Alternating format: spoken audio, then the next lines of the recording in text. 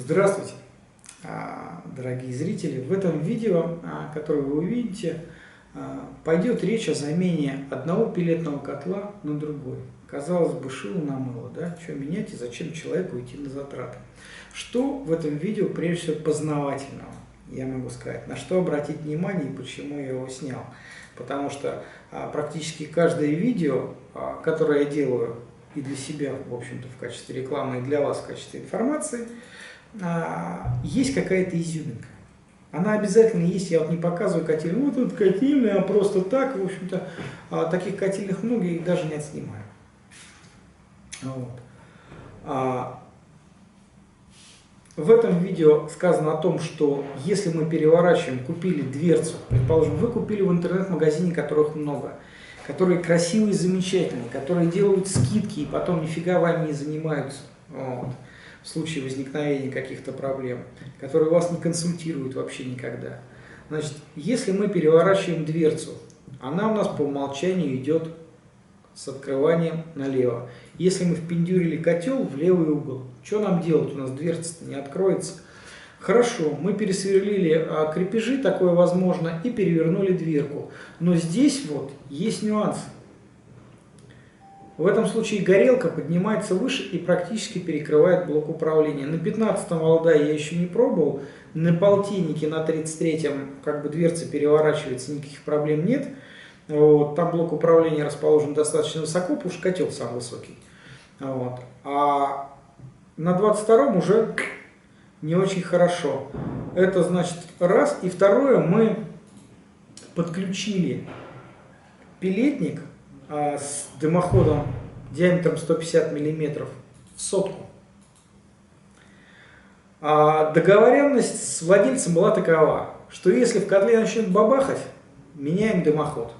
То есть, если нет, ну, значит сэкономили, остались на старом дымоходе. То есть, если вы топите только на пеллетах, заужение дымохода возможно.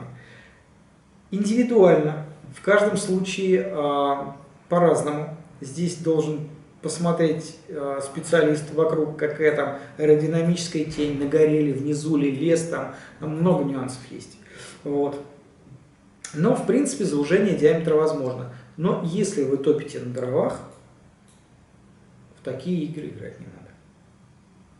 Вот. В принципе, с технической стороны все. Теперь с морально-этической стороны. Данный ролик ни в коем случае не говорит, что пеллетный котел, пеллетный камин, термал плохой. Вот. Он неплохой, он на самом деле очень тихо работает. И если бы он стоял просто в комнате и выдавал бы часть лучистого тепла, его бы хватило. Вот.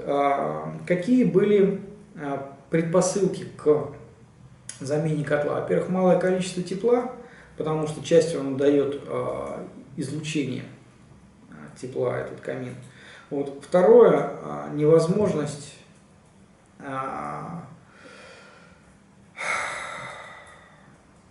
приезда специалиста. Вот. То есть владелец связывался с Москвой, там, в принципе, достаточно увлеченный человек, ему что-то пытался по телефону сказать, но у них не срослось. И владелец пошел на замену котла, то есть приобрел у нас котел, заказал его установку, вот, и замену одного котла на другой.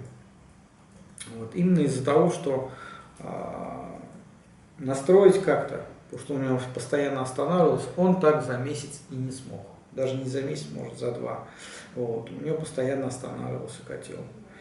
Вот. В данный момент уже прошло практически год, я снимаю это объяснение, потому что вот ролик как бы показался бы людям, что вот там один котел фуфло, мы меняем на другой, у нас хороший. Нет, пеллетные котлы на самом деле все неплохие.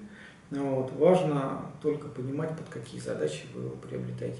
И я всем говорю, когда мне вот звонили, когда я отвечал с регионов,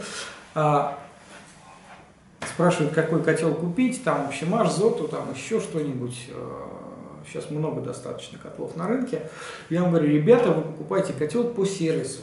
То есть, если ближайший к вам человек, который занимается продажей этого оборудования, вам показал или хотя бы по WhatsApp передал, вот у меня есть запчасти, они лежат, и я к тебе приеду, дружище, через день после того, как у тебя сломался котел, покупайте такой котел смело. Единственное, что у нас есть 2 котла на рынке с низшей ценовой категорией, вот к этим ребятам не ходите, я не буду их называть, не ходите, не любят они своих клиентов. Вот. А все остальные, которые там в категории общемаш плюс-минус, вот, покупать можете, они будут работать, КПД у них примерно одинаковый, вот, контроллеры тоже нормальные, многие используют польские контроллеры, достаточно много производителей, там 3-4 завода, это уж точно, они одинаковые у всех, в принципе, достаточно надежные. Поэтому, если есть сервис, покупайте такой котел смело.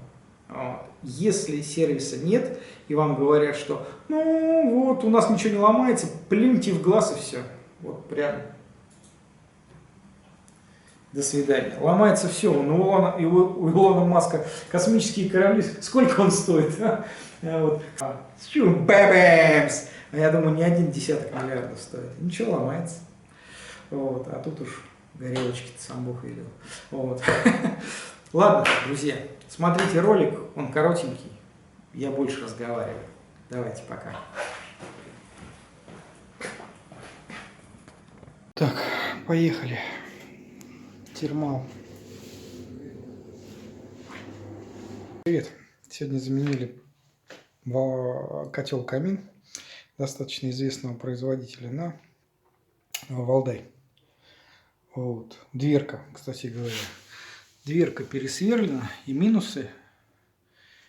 Если вы будете переставлять дверку справа открытия налево, вот как здесь у меня сейчас сделано, то будьте готовы к тому, что приемный патрубок подойдет прямо под блок управления. Это не страшно, но так есть. Вот. Вот сам вид котельной. Расположение валдаюшки. Вот дымоход. Вся котельная на нержавейке, это делалось 4 года назад. Вот, валтековский узел на теплые полы. Коллекторная схема на радиатор. В принципе, ничего такого интересного. Интересное вот только вот то, что сказал, что горелка становится повыше на 4 сантиметра. Вот так вот.